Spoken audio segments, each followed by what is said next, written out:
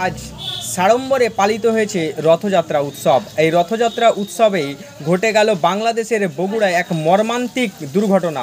সেই মর্মান্তিক দুর্ঘটনায় বিদ্যুৎ স্পষ্ট হয়ে রথযাত্রায় যে সমস্ত ভক্তকুল ছিল সেই সমস্ত ভক্তকুলের এখনও পর্যন্ত 5 জন মৃত হয়েছে বিদ্যুৎ স্পষ্ট হয়ে বলে জানা যাচ্ছে, এবং আহত আরও 37 জনকে নিকটবর্তী স্বাস্থ্যকেন্দ্রে ভর্তি করা হয়েছে আমরা জানতে পারছি। মৃতের সংখ্যা বাড়তে পারে এও আমরা জানতে পারছি, কিন্তু এই ধরনের ঘটনা ঘটে গেল কিভাবে?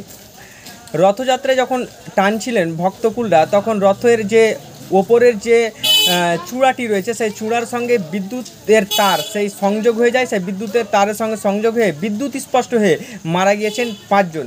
নিহতের সংখ্যা আরও বাড়তে পারে বলে তো আমরা জানতে পারছি, কিন্তু এই ধরনের ঘটনায় কষ্টদায়ক এবং প্রচুর বেদনাদায়ক ব্যাপার।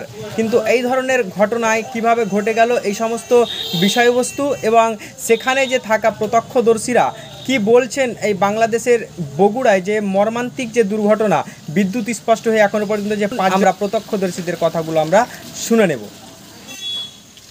রথযাত্রায় যিনি লিড দিচ্ছিলেন তিনি বারবার বলছিলেন যে আপনারা একটু থামেন, কিন্তু হয়তো ভক্তবৃন্দরা সেই মেসেজটা পায়নি। এটা না পাওয়ার কারণে রথের যে মূল স্তম্ভটা ছিল ওখানে গম্বুজের মতো, সেটির সাথে যে বৈদ্যুতিক যে লাইনটা ছিল সেটির সাথে লেগে যায়, এবং লেগে যাওয়ার কারণে সাথে সাথে ওখানে আগুন লাগার ঘটনা ঘটে, এবং ওখানে যারা ছিল ওই রথের সাথে যারা ছিল সংশ্লিষ্ট তারা সেখানে গুরুতর হতাহতের ঘটনা ঘটে আর কি। আসলে কি আজ বিকাল 5টায় আমাদের রথযাত্রা শুরু হয়।